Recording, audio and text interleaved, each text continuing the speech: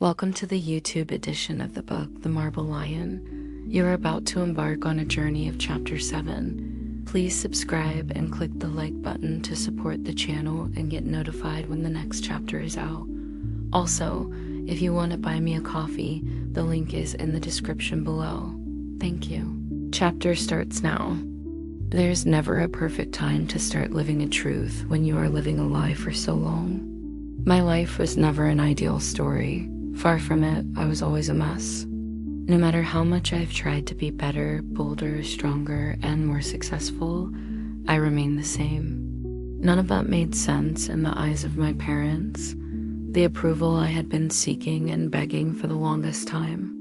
Then one traumatic event happened after another, and all my perfection, or lack of it, didn't matter to me either.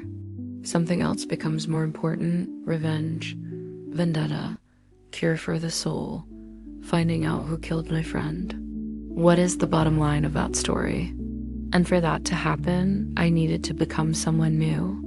I needed to invent Margaret 2.0. My life had to be so nicely ground into a needle from a piece of steel that I could not see the point of ever coming out of the story that I have created for myself in the past 6 years. All my demons had to be deeply hidden, my story sharp as that needle of steel. Only one person from my past knew my truth. Complete truth. Both new and old me, inside and out. All my secrets are hidden in the treasure box in the corner of my mind, and that person was not Charles. That is why as soon as I could feel that my breath was under control and that I could move my limbs again without exerting myself, I knew it was time to end the embrace and comfort of it and let Charles go. Do I want to do that? To be honest, I do not. I know I have to, but I do not want to. I do, however, sit straight up on the couch in the hallway of the main floor of the office building and clear my throat. Thank you, Charles. It was very kind of you to help me and stay with me until I feel better.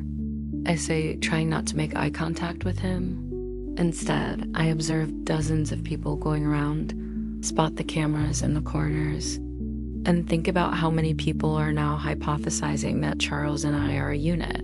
Margaret, please, of course, I will stay with you. He replies, almost sounding as if he is insulted, which makes me look at him. He seems genuinely concerned. You gave us a good scare there. How long was I out? About a minute, maybe longer. It was intense. I am sorry. Stop apologizing, Charles orders. You did not feel good. And listen, you might have refused to go to the hospital with the EMTs now, but I will drag you to the doctor myself for a checkup. You hear me? You need to go. When was the last time that you did a blood test analysis? Why would I if I am feeling fine? I reply, almost cocky. And anyway, I do not like doctors that much. Well, you are not so fine now, aren't you? So, you need to go. And you don't like doctors? Aren't you one yourself? He asks. It is a long story. I cut the reply short. I am wondering if Charles would be able to handle my dark truth. The secrets. The other side of my personality was not known to many people. Because it is a burden, it is heavy, and some things should be kept safely inside. My story also kept me from fully becoming an independently working physician or having a significant role in medical laboratories. But it was part of me that I ran to when I felt alone or abandoned, or it was coming to me when I needed a solution to a problem that seemed to be impossible to solve. My parents were afraid of that side of me. They wanted it gone. They paid good money so that the doctors could kill it, demolish it, and destroy it. Endless therapies, theories, conversations, until I have decided to hide it and pretend it is gone for good. My demons, as they called them, are gone. But I kept them close, just in case I needed them one day. I took care to choose carefully where I would work, or with whom I would be open about my past, because the past was not the past at all. It is very much the present. Now, I am looking into Charles's eyes, and I am thinking if he might be someone who could handle the truth about me one day.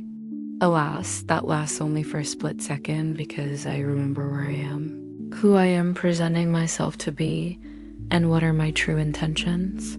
I seek the truth. I do not need love. I crave justice. I resent incapability. The guy beside me might be the one for me. I'm not sure, but right now, he's the person who knows the truth I'm searching for, at least to some extent. This guy cannot be anything more than a source of information for me. No matter what I had told him one night when there was too much alcohol involved. And this guy also has a girlfriend that we somehow seem to forget about when we talk to each other. So I use that fact to turn the conversation around. How is your, girlfriend? What was it, Mary? I ask, my voice dry and bold.